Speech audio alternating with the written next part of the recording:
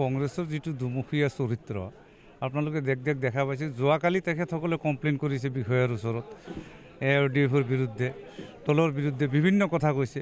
যোৱাকালি যিটো নগাজান গাঁও পঞ্চায়ত সমিতি গঠন হ'ল, সভানেত্ৰী হিচাপে কংগ্ৰেছৰ নেতাবিলাক নিজে উপস্থিত থাকি আমাৰ দলৰ যোৱাবাৰৰ সভানেত্ৰী আকৌ তাকে ভোট মাৰি নিৰ্বাচিত কৰিছে। এইটো কংগ্ৰেছৰ দুমুখীয়া চৰিত্ৰ আৰু এইটো চিৰদিন থাকি যাব।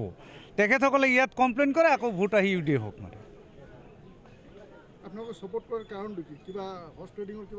নাই, একো হৰ্চ ট্ৰেডিং নাই। আপোনালোকে জানে যে দলগাঁও সমষ্টিত বিধায়ক মুজিবুৰ ৰহমান চাহাবে যিকোনো উন্নয়নমূলক কাম কাজ ইতিমধ্যে কৰিছে। উন্নয়নমূলক কাম কাজৰ প্ৰতি আকৃষ্ট হৈ ৱাৰ্ড সদস্যসকলে আপোনালোকে মেজৰিটি পঞ্চায়ত আমাৰ ARDFৰ সমৰ্থিত যিবিলাক ৱাৰ্ড সদস্য তেখেতসকল নিৰ্বাচিত হৈছে। কংগ্ৰেছে কথাখিনি হাৱাত কৈ আছে। আপোনালোকে মই প্ৰত্যেকটা পঞ্চায়তৰ নাম কৈ দিব পাৰিম যে অমুকটো পঞ্চায়তত আমাৰ 8জন 7জন 6জনৰ তলত ক'তো আপোনাৰ ৱাৰ্ড সদস্য আমাৰ সমৰ্থিত ৱাৰ্ড সদস্য নিৰ্বাচিত হোৱা নাই। তেখেতসকলৰতো এতিয়া তেখেতসকলে ভাবি আছিলে যে যিহেতু নিৰ্দলীয়, কিন্তু দলীয়ভাৱেতো ARDFৰ লগত জনসাধাৰণ আছে। ক'বলৈ ভাষা নাই আৰু। পোনপ্ৰথমতে মই সাংবাদিক ভাই বন্ধুসকলক ধন্যবাদ জ্ঞাপন কৰিছোঁ। লগতে সদস্যসকলক, কল্যাণ গাঁও পঞ্চায়তৰ ৰাইজসকলক ধন্যবাদ জ্ঞাপন কৰিছোঁ। তাৰপিছত মই ARDFৰ দলৰ পৰা একবাৰ কাউন্সিলৰ আছিলোঁ, এইবাৰ ৱাৰ্ড সদস্য হৈছোঁ, আকৌ সভানেত্ৰী হ'বলৈ সক্ষম হৈছোঁ। আমাৰ দলগাঁও সমষ্টিৰ বিধায়ক মুজিবৰ চাহাবে বহুত সঁহাৰি দিছে, আমাৰ সদস্যসকলেও সঁহাৰি দিছে, বহুত বিনা কণ্টেষ্টত হৈছে, সভানেত্ৰী হ'বলৈ সক্ষম হৈছোঁ।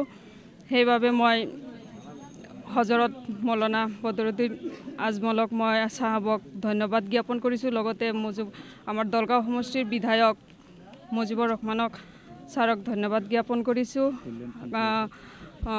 কল্যাণ পঞ্চায়তৰ সমূহ ৰাইজক ধন্যবাদ জ্ঞাপন কৰিছোঁ। লগতে আমাৰ দলৰ কৰ্মীসকলক ধন্যবাদ জ্ঞাপন কৰিছোঁ। প্ৰাক্তন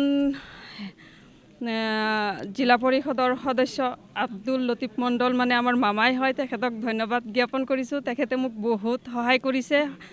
তাৰপিছত মই আপোনালোকক সকলোকে অনুৰোধ কৰোঁ যে আপোনালোকে সকলোৱে মোক সহযোগিতা কৰিব। তাৰপিছত আৰু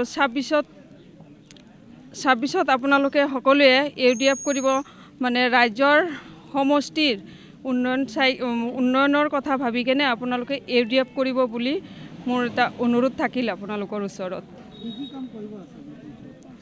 উন্নয়নমূলক কাম কৰি যাম, যিখিনি আহে উন্নয়নমূলক কাম সেইখিনিয়ে কৰিম। আছে ৰাস্তা ঘাট, কালভাৰ্ট, এনেকুৱা বহুত ধৰণৰ সমস্যা আছে।